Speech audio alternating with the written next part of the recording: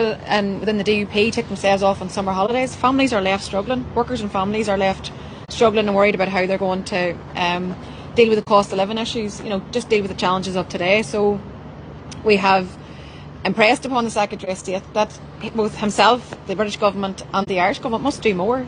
This position just isn't tenable and we need to see action. And I think the public out there rightly expect that that everybody will work together, and I'm determined to try to continue to do whatever we can. But this vacuum certainly is not a sustainable position. We have heard from the Secretary of State that they intend to be engaged over the summer, but there's a difference between engagement and engagement that's actually meaningful and leads to a restoration of the executive. So all I can say to the public is that we are determined to keep at it. We're determined to try to have that restored executive. We think the public deserve no less, and an executive that's actually properly financed, and that was one of the other areas which we touched upon today. You might want to just say something about that. Yeah, I think we made it very clear to British governments today, and we will do to Dublin as well, is that they have a role in all of this. They're not bystanders. We're not all sitting around waiting on the DUP to make up their minds as to whether they want to go on holiday or whether they want to go back to work.